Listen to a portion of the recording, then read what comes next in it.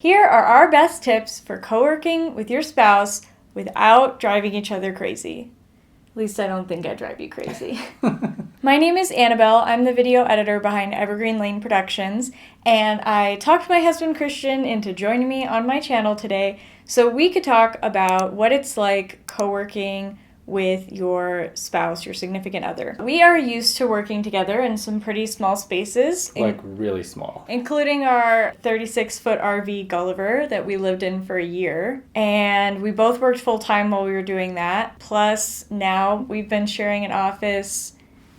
Ta-da! Ta-da! So we just thought we'd share what has worked well for us so that we don't get in each other's way too much. Tip number 1 is to share each other's schedules before the start of the day. If you think about what you have planned for the next day, then you ought to share that with your partner so that you can get on the same page about what activities you'll be doing for the next day. Our schedules are pretty consistent, but depending on when we're starting, when we're ending the workday, or when we have calls, it's just nice to know ahead of time so you're not like about to jump on your call and then be like, oh no, you're also on a call, and then having to like move around or figure it out like 2 seconds before you have to be on Zoom. Speaking of calls, tip number 2 is to give your partner a heads up. Let them know when your next meeting or your next call is starting. And if you need to prepare, like getting a snack or going to the bathroom, you want to do that right before their call so that you're not interrupting them and disrupting their flow. As a video editor, I often like have sound playing from my computer and stuff, so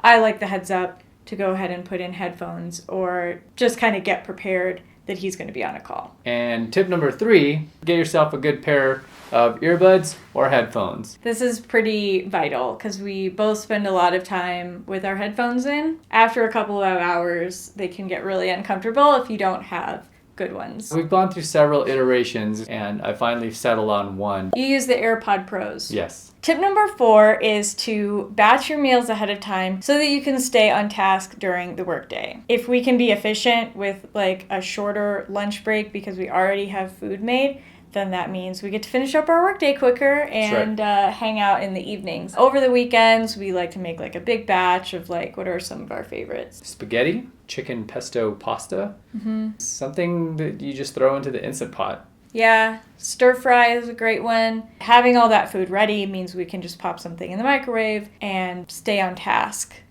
during our work days. Right. Tip number 5 is to set a lunchtime so that you can either eat together or if you need alone time from each other, then you can stagger it. I think we do that more often than not. Yeah. Where we just eat when we're hungry, and that doesn't always align. And sometimes our schedules kind of dictate when we eat lunch. You know, right. Like if you have a call or something going on, or if you're already hungry and I'm not. As you've noticed, a lot of these tips revolve around communicating with each other. Tip number 6 is to take an afternoon walk. This is one of our favorite things to do. Right. It really breaks up your day.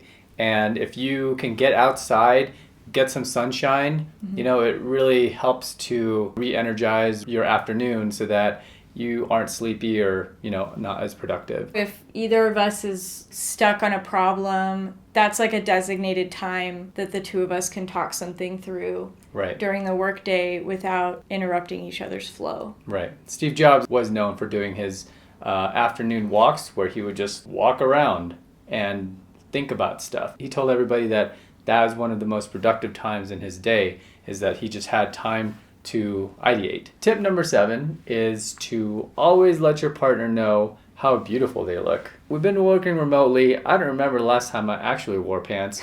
And so you gotta... Probably filming this video. Yes.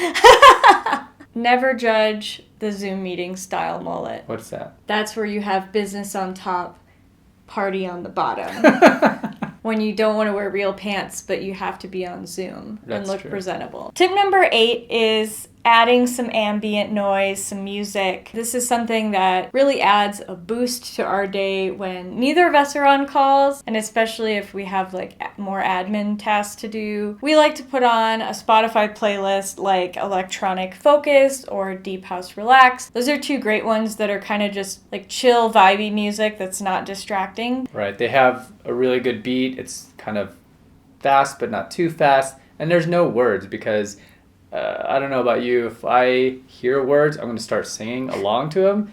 which means I'm not working. I might as well just bust out the karaoke. So there might be some complex negotiation in terms of what playlists you choose, but thankfully we have similar tastes in music, so that works out well for us. Right. Tip number 9 is give yourself permission to not have to talk to each other all day long. When you're on a date, of course you want to look into each other's eyes, tell them they're beautiful, again, talk about your day.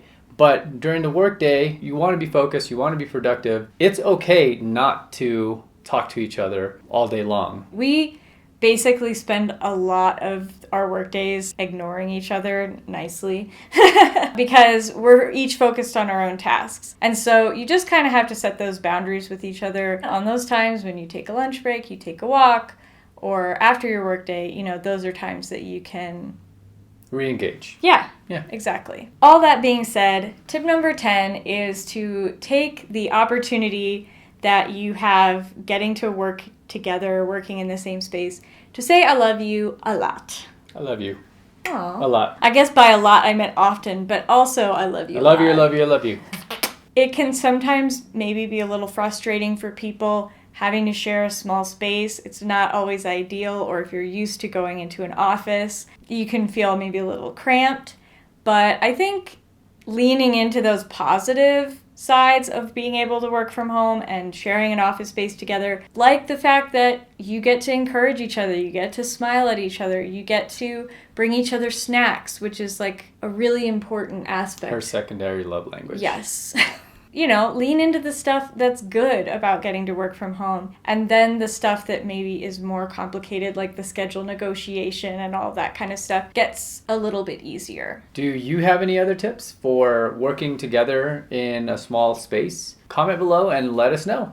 Thanks so much for watching. And when you're done here, click the playlist that's on your screen to watch a whole bunch more video tips for entrepreneurs and creative ways to use video in your business. I'll see you over there.